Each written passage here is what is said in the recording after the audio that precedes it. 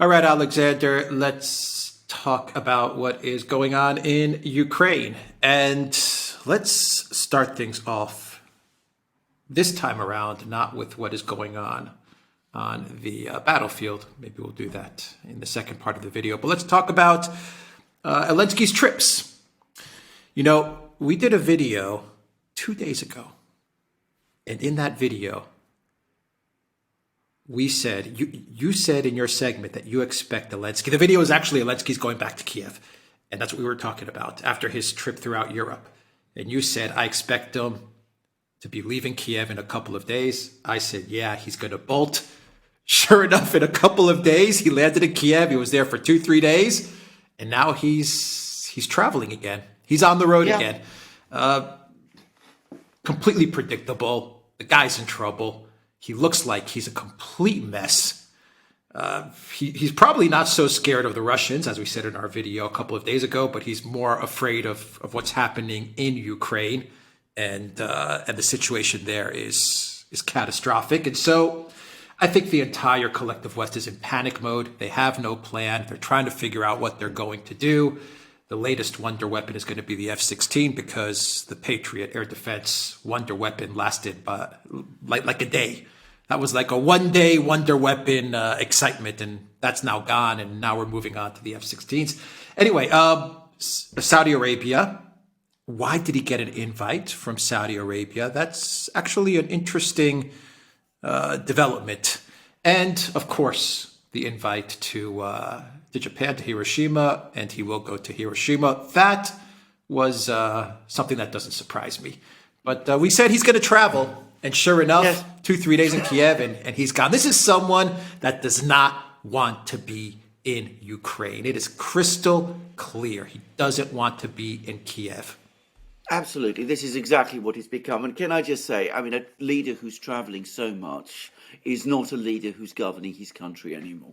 I mean, in order to govern your country, I'm not sure that Zelensky ever governed his country. But in order to govern your country, you have to be in your country. I mean, it's not by definition. You can't run things from your airplane. Anyway, he's off. Reports from Reuters say that he's accepted an invitation to attend the Arab League summit. He's on his way to attend the Arab League summit. And as you said, after that, it's Japan. Next stop is Japan. Who knows where he's going to go to next? But he's going to find somewhere, no doubt, where he can go. And he's clearly, as you absolutely rightly said, he doesn't want to be in Kiev. He doesn't want to be in Ukraine. He's, I suspect, under increasing pressure in Ukraine. There's talk that even Poland is now trying to put pressure on him to step down because they're looking for a peace agreement. There's an article that's just come out in Politico in the United States, which is saying that some people in the United States are now looking to freeze the conflict on Korean lines. You know, what happened with the Korean War, the end of the Korean War, it was never resolved. It was just frozen, that they're trying to freeze it now. If that happens, of course, but by the way, I'm not sure why the Russians would agree to that, but if that were to happen, Zelensky's position would be impossible in Ukraine after all the things that he said. But anyway, one way or the other, he doesn't want to be in Kiev. Now, why is he going? Why did the Saudis extend that invitation to him? I'm going to say straightforwardly why I think they did that. I think that the Saudis, or MBS, who now is clearly the person in charge, he wants to play a game of balance. So he's now made the rapprochement with Iran. He's, at this moment in time, receiving Assad in Saudi. Assad is in Saudi Arabia. He's cut oil production, all actions that the United States doesn't really like. The US has been putting all kinds of pressure on the Saudis, trying to find out why the Saudis are doing these things, criticizing the Saudis. So I think MBS says, well, you know, let's get a little bit of the heat off. Let's have Zelensky in Saudi Arabia. You can come here. He can attend the Arab League summit. He's not going to do anything. I mean, he's just visiting. We give him a sort of staging post, but it takes a little bit of the heat off us from the Americans. And the Russians don't care. That's the important thing to understand. The Russians don't mind if Zelensky goes to Saudi Arabia. It doesn't affect Russia's relationship with the Saudis. The Russians understand this very well. So this is cost-free as far as MBS is concerned. The key story is not the fact that he's going to Saudi Arabia, the fact that he's going on to Japan. I mean, Japan is a member of the G7 and all that. The key story is that he doesn't want to be in Kiev. At the earlier part of the war, he didn't want to leave Kiev. Now he doesn't want to stay there. And that tells you more than anything else what the real situation in Ukraine is. Yeah, here's the problem with Zelensky traveling around the world. The more he travels, the more the world hates him. Yes. The more he shows of himself, the more people despise him. The more they listen to him, the more they despise him. He reminds me of Hillary Clinton. The more Hillary Clinton would talk, the more everyone would just be like, I can't stand her. Zelensky is the same exact way. The more they take him from country to country, the more the people of that country just listen to him, look at his actions, look at his attire, look at the gifts he gives, and they just say, this guy is a clown, and they just don't like him. And that is a big, big problem for the collective West. The elites, they love Zelensky, but the citizens, when they get a taste of him, they're just like, this. I can't believe I'm giving money to this guy. I mean, they despise him. So absolutely. That's absolutely right. Talking about gifts, I'm sure you've seen the picture of the icon that he gave the Pope with, the Virgin Mary and a black dot, apparently, where Jesus, the infant Jesus, is supposed to be. I mean, it's very bizarre, and some also extremely bizarre pictures. I mean, really grotesque pictures. Blasphemy. Actually, absolutely. Well, I think so. Yeah, outright blasphemy. And again, unbelievable that the Pope of all people should accept that. But, let's not go there again. I mean, you expressed yourself very powerfully, by the way, in that video we did, and it's been picked up as it should be. But we can get sidetracked into that. But as you were correct, but that was once again. That was 2 days ago, before the icon story got picked up. When we did that video, we didn't know about the icon. They tried to hide it. Absolutely. They tried to hide that image because, once again, it goes to the fact that when Zelensky travels and he meets with people and he talks with them, the guy makes a terrible impression. He's just not likable. Like Hillary Clinton, he's not likable. He's not likable. I mean, it's a shambles. His performance is a shambles. And I have to say, these people are going to make the contrast between the Russian officials they see, Lavrov, Putin, people who are always immaculately dressed, extremely dignified in their person, know how to speak courteously and politely, and this this shambolic person who now turns up and who is said to represent Ukraine. And you're absolutely correct. And it doesn't make a good image. It didn't make a good image in the United States, if you remember, when he went and attended Congress and appeared in the way that he did. I remember when he came to London, the British media, the Daily Telegraph, had critical articles. I mean, correspondents didn't like him. The people there didn't like him.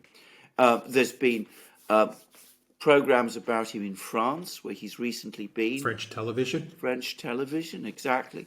And I cannot imagine any country in the world where the whole Zelensky circus is going to go down less well than in Saudi Arabia. I mean, the Saudis are just going to find him both shambolic and bizarre and spectacularly undignified, which is, of course, exactly what he is. Which is why the Russians are loving this. Absolutely. They're loving this. They are going to enjoy it so much to see Zelensky in Saudi Arabia. It's perfect for them. It really is. And the French TV channel, I think they actually did call him a circus. They called him a traveling circus, and they were laughing. Right. They were laughing Yes. at him, openly mocking Yes. him Yes. on French TV. And France is, one of the biggest, if not the biggest, Zelensky supporter. But let's turn our attention to the Seymour Hersh article, which claims that Poland and the Baltic states are trying to push Zelensky to some sort of peace agreement. Let's talk about the Political article, which is saying that a senior U.S. official wants to freeze the conflict. I'm thinking it's Mr. JS. That's the senior official that wants to freeze the conflict. Kissinger kind of confirms a bit of Seymour Hersh's reporting, because Kissinger gave an interview to The Economist, and he said that Ukraine should be in NATO because it has the most powerful military. Okay, you can address that. He also said that that Russia has a very weak military, and that's what Poland. Well, supposedly in Seymour Hersh's article, that's what Poland also said. That Poland is not so scared of Russia's military because it's very weak, they said. The Ukraine war has shown that Russia's military is super weak. And so Poland's like, let's get a peace with Russia, and we can deal with the military, with the Russian military. Let's get Zelensky to some sort of peace. So I think the Kissinger interview does confirm some of what Seymour Hersh is reporting with Poland. But my question is, why do they want to freeze the conflict? I mean, I think I know why, but I want to hear your opinion. And why does Poland and the Baltic nations want the peace? And I don't think they really want the peace. I'm thinking they also want a type of frozen conflict as well. I mean, obviously, Poland and the Baltic nations don't want peace with Russia. That's obvious. But they are looking at perhaps conning Russia with another Minsk agreement. Anyway, I think I know what you're going to say, because I think I'm thinking the same thing as you. But what is your opinion to all of these articles and interviews that are coming out?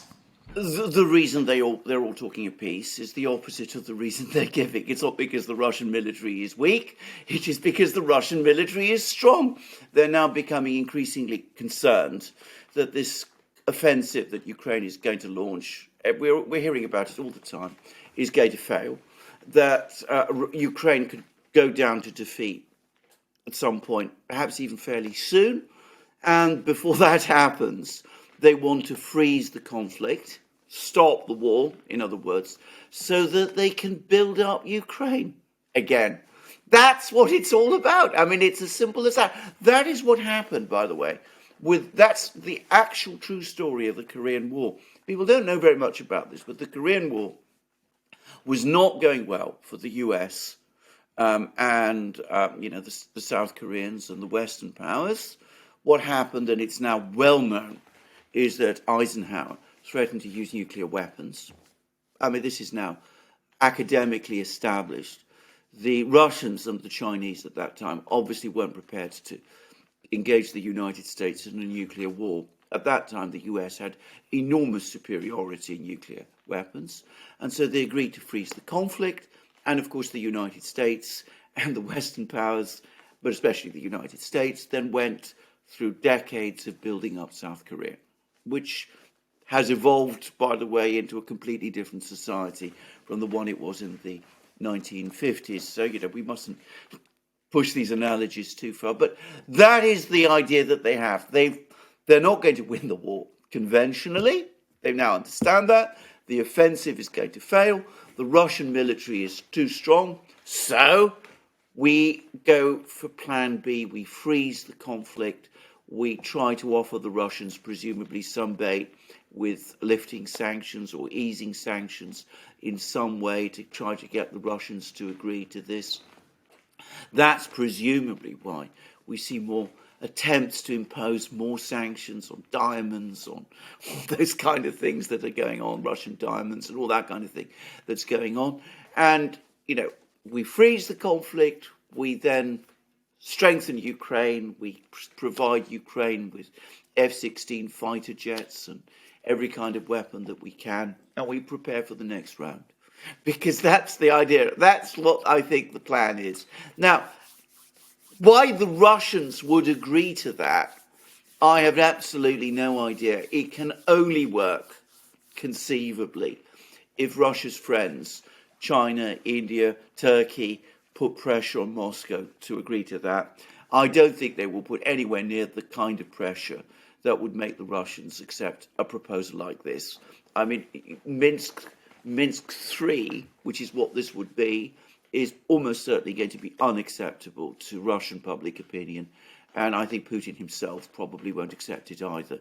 But at least that seems to be the plan. You know, the victory isn't going to come, so we freeze the conflict. And of course, what story do we circulate? We can't admit that the Russian army is too strong, so we spin it. We upend it. We say the Russian army is too weak. Yeah, no, that's what they're saying. I think the Political article actually says that it would be a Korea-style armistice because both militaries are at a stalemate. Yes. Right, and that would be the grand bargain. Each side can go to their respective public, and they can say we won. But the international community will be fed the collective West media narrative, which is that Russia's military couldn't defeat Ukraine and Ukraine couldn't overcome Russia's superiority, though they did an incredible job holding Russia back, and that would be the grand bargain. The question is, if Putin were to agree to this, it would essentially be, in my opinion, it would be the beginning of the end for the Putin government. I mean, to agree to something like this, I think would open up Putin to some sort of, I don't want to say regime change, but, I think the Russian public and many people inside the Kremlin would probably be like, okay, this government has to end. Yes. If he were to agree to Minsk 3, 4, 5, 6, 7, whatever. Absolutely. I absolutely agree. I mean, I think this would be for Russians. It would be a case of snatching defeat from the jaws of victory. I mean, it would also harden, crystallize a belief that's very widespread in Russia, that Putin is constantly obsessed with diplomacy to the point where he sometimes loses sight of what diplomacy is for, that he likes, agreeing things and reaching compromises and making deals, and that he's far too soft and temporizing. I think there'll be an enormous amount of criticism in Russia. The problem in that, of course, is that, if we follow that through, yes, Putin might find it very difficult to remain president of Russia. I mean, we would start to see probably the end of the Putin era. But it's important to stress that what would come after would not be, almost certainly in that case, a liberal government in Russia. Be a more hardline government than the one we have now. But I have to say all of this, I can't see Putin accepting these ideas. He will probably say, look, let me listen to what you have to say, but I've made my four demands at the beginning of the war: independence for Donbass, denazification, demilitarization, Ukraine outside NATO, and I don't think that he's going to budge from these. I mean, in a kind of a way, the very fact of those four demands precludes the kind of Korea-type armistice proposal that people are discussing. Well, and NATO is not hiding the fact that they're building up their goal, at least in the future, is to build up their military so that they can take on Russia. I mean, they gave an announcement just the other day. I believe a NATO general or commander gave an interview the other day, and he said, "Yeah, we're looking at building up our military in the next 2 to 3 years so that we can take on Russia." I believe it was a commander from the Netherlands that said that. So I mean, they're openly admitting that their goal in the next 2-3 years is to rearm and restock all their weapons and to get ready for another go at Russia. So, Putin would, I mean, the Russian government, to accept another Minsk 3, I think would be just fatal for the Russian government. I agree. And again, I want to stress, why would they do so anyway? I mean, the tide, when people talk about a stalemate, First of all, there isn't a stalemate. I mean, we're seeing, every single day now, massive explosions across Ukraine. Its air defense system is depleted. It's suffering heavy losses in all sorts of places. We're going to discuss the battlefield situation in a moment. But what people call a stalemate is a war of attrition. And the Russians are winning that war of attrition. They're gaining territory and ground, and they're destroying the Ukrainian army systematically every single day. So it's not a stalemate. It's a situation in which the Ukrainian military is being ground down. So why would the Russians decide at this point that they should call it all off? From their point of view, they're winning. Why call off a war where the advantage is shifting to them? Okay, two questions, which I guess can lead into the situation on the ground. What if, and this is, I think, a pretty big long shot, but what if somehow, some way, Ukraine does accept Russia's conditions, the conditions that you said, demilitarization, denazification, accepting Crimea, not getting into NATO? Or do you see that as just such an impossibility that it's just not going to happen? What do you make of the Financial Times article where they're giving Ukraine just 5 months, either gain territory and go on the offensive, or else the money stops? Yeah. And then you can segue into the situation on the ground, and we can wrap this video up. This is right. Okay, let's take all of those points. I mean, the 5-month ultimatum, because that's what it looks like. I mean, that tells its own story. I mean, the West has given up expecting that it can win this war. I think that's the first point to understand. We're coming up with the various excuses and rationalizations that, we can't keep on providing funding for this war indefinitely. The United States can. The one thing they're not short of is money. Let me put it in that straightforward way. So their forces, their arsenals are becoming depleted. They can't sustain this war longer. They're giving up hope of this offensive, and we'll come to that in a moment. So yes, 5 months is probably all Ukraine has in those terms.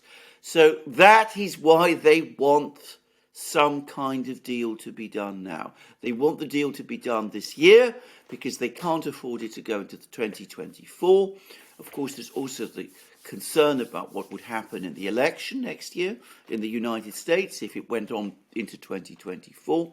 So there's all these things coming together, and this is essentially the ultimatum that is being given to Ukraine. Now, what would happen if Ukraine came forward and publicly accepted those demands that Putin made?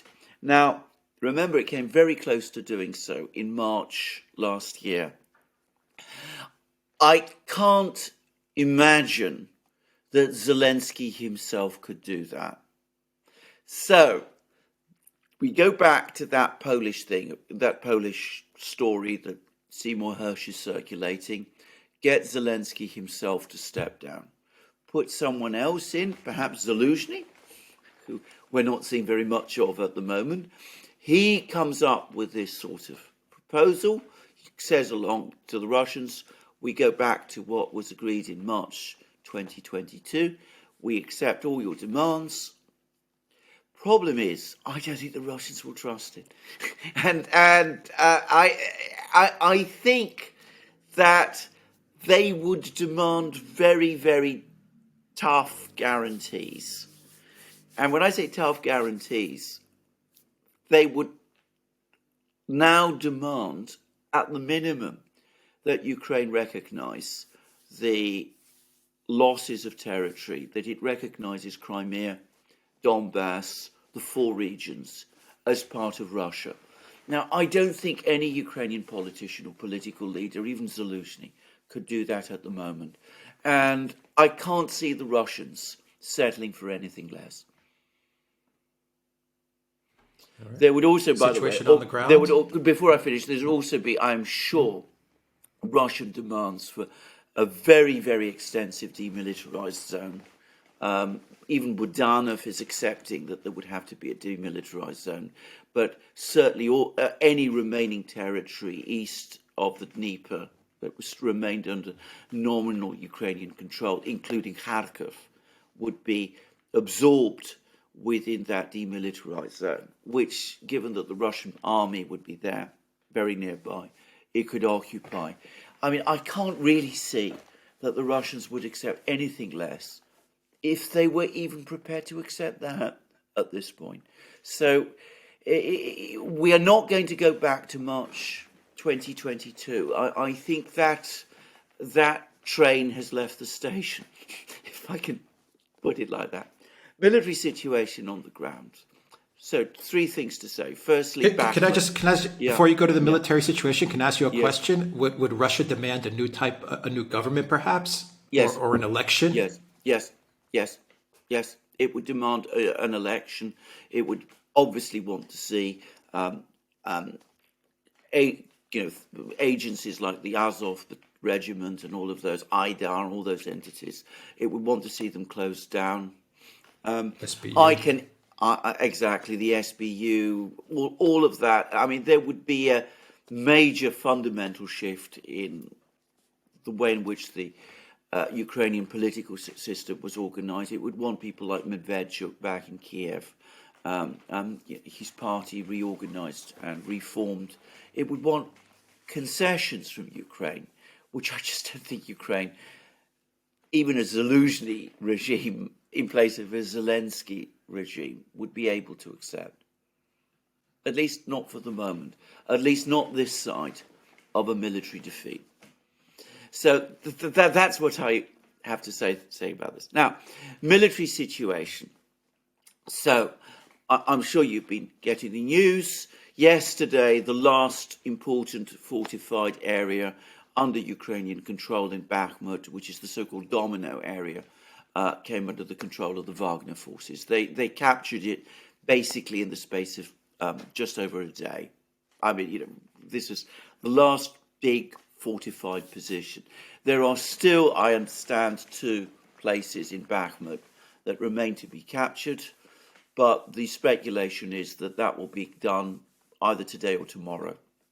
Perhaps, let's say Sunday. So we got just a couple of days now before the whole of Bakhmut comes under Russian control. Now, Ukraine has been trying to launch this counterattack on the flanks, and the reports are that they've now basically pulled out every single unit that they have in the area to engage in that counterattack. They've not succeeded in achieving any breakthroughs anywhere at all. At least this is the latest information that I have. But what has happened is that the Russians have lured them into fire traps, something that they've done before. The Ukrainians are suffering extremely heavy losses as a result of this counterattack. The counterattack is failing. It is not breaking through. It's not gaining any important ground. And once Bakhmut falls, the Russians will go back on the attack. And I suspect that the Russians won't just, having taken Bakhmut, rest. I think, unlike what happened last year when, after the Severodonetsk-Lysychansk battles, the Russians did rest, I think this time they would finish off these Ukrainian forces that are engaging in this counterattack, and they'd probably move on to capture some of the villages, Bogdanovka, Ivanivska, perhaps Chasov Yar, Orehov, Vasilyevka, all of these places that we've been hearing about for so long. In other words, they would create an area around Bakhmut to secure Bakhmut, to make sure that Bakhmut itself is now firmly under Russian control. Then perhaps they might pause, regroup, re-establish themselves before they move further west again. But, let's not look too far forward. Bakhmut, Battle of Bakhmut, coming to the end. The Russians are now literally within days, perhaps even hours of victory there. Elsewhere, major Russian bombing attacks in every part of Ukraine. And notice that they're hitting positions, they're hitting ammunition dumps. They're able to do this now almost at will. the Ukrainian air defense system seems to have essentially broken down, and we're hearing what look like increasingly implausible fairy tales coming out of Kiev about what happened to the Patriot system. So they didn't want to admit that it had been damaged, then they admitted that it had been damaged, then they said that it's been repaired. Then we're getting more reports now from the American military media that in fact the damage was actually very extensive and that one battery has been completely destroyed. There's one left still. But anyway, I get the sense that the US is extremely unhappy about the whole Patriot missile debacle. They didn't want to send these Patriot missiles to Ukraine at all. They were pushed into doing it by some of their European allies. And they want to quietly draw down the curtain over the whole affair. But the important thing is the Russians are now launching missile airstrikes all over Ukraine. The air defense doesn't seem to be functioning anymore to any great degree. And what's happening? Ammunition dumps being destroyed, fuel dumps being destroyed, warehouses with weapons being destroyed. All of these are the weapons, the ammunition, the fuel that was supposed to be kept back to be used in this offensive. And Russian commentators, officials are now becoming very confident that once this offensive happens, the Russians will have little difficulty repelling it. So that's the situation on the battlefronts in a nutshell. Yeah, they've destroyed a large amount of all the weapons that the collective West delivered to Ukraine for the counteroffensive, this offensive. It's a lot of it has just gone up in smoke. All of the US and the EU taxpayer money and all the money that they printed and all of these contracts for that they gave out to the MIC for the purpose of getting all these weapons to Ukraine so they could go on this big offensive. It's all been blown up pretty much. That is. What can you say about that? I mean, it's the Russians played it well. The Russians played it really, really well. And one final question that I have is, what do you make of the fact that they're going after the Patriot systems in Kiev? Do you think they're just going after the Patriot systems just to show that they can take out the Patriot system? That's one option. They're just saying, you know what? We can easily take out this wonder weapon. Let us show you what we can do. Or do you think that they're actually going after the Patriot air defense systems in Kiev because they have plans on Kiev? Yes, they do. I'm sure they do. Now, can I just say, I mean, the first thing that you said is I'm sure a part of this. This is in part a message to the United States that your investment in Ukraine is failing. The Patriot systems were by far the most expensive items that the United States has supplied to Ukraine. And apparently there's a report, I think it's in the Turkish media, that over the course of this single missile strike on the Patriot system, the US essentially saw disappear something like a third of Patriot missile production in annual missile production. I mean, a third of the annual production of missiles was destroyed, either launched into the sky to no purpose or destroyed on the ground. So that's a signal to the United States. Don't think that if you invest more weapons in Ukraine, that's going to work out for you. On the contrary, we can deal with all your weapons, even your most sophisticated ones. You're risking humiliation if you do that. We see that with the F-16 saga, by the way. The US is very, very unwilling to supply F-16s, despite the pressure from some people in Europe and in Ukraine, of course, as well. To do that, they can, up to a certain point, hide what happened with the Patriots. They can't really do that with the F-16s. And that's one important message the Russians want to convey. But yes, I think they are thinking about Kiev. And, they are degrading Kiev's defenses, its air defenses. Remember back in the spring of 2022, in February, March 2022, when the Russians were outside Kiev, the Ukrainian air defense system was operating effectively. Now it's almost collapsed. The Patriot system is clearly not a substitute. The Russians may be planning something in Kiev. And of course, perhaps that's one reason why Zelensky himself wants to stay away. Yeah. You know, I'll give you another question before we end this video. Is it accurate to say that Russia cares about Odessa, deeply cares about Odessa from a historic context as well as a strategic context, the Black Sea and all of that?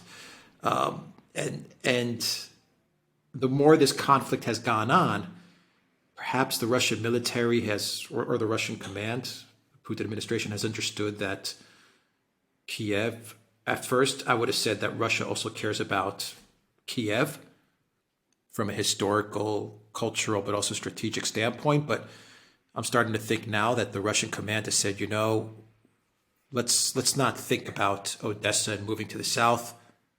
Let's just go through the center, maybe from the north, and deal with Kiev. And you know, it's not so important to us anymore, the city of Kiev. Like, yeah, I understand your point. Can I just say something? I am not again, I want to stress again two things. I'm not a military person, so I'm not able to second guess strategies. And the second, no, I'm not asking military. I'm not asking military strategy. Exactly. And I don't know what the thinking is in Moscow, but I've got to just say this. A lot of Russians have been making comments recently that if you want to get to Odessa, then the best way to do it is to do what was done during the Second World War, which is not to crawl along the Black Sea coast until you get to Odessa, because that's difficult. There's lots of water obstacles in the way. There's the Dnieper.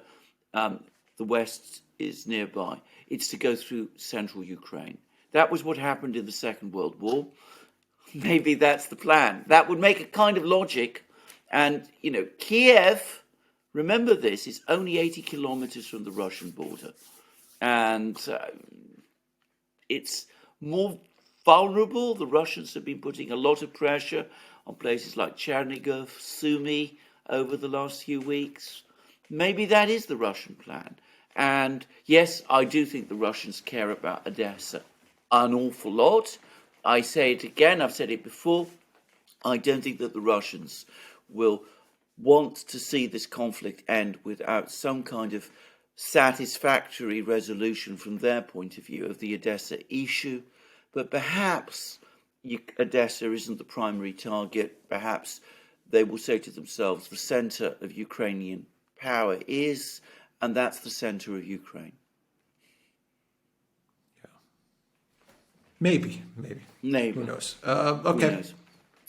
We'll leave it there. TheDuran.locals.com. We are on Rumble, ODYSEE, BitChute, Rockfin, and Telegram. And go to the Duran shop, 10% off. Use the code. Good day.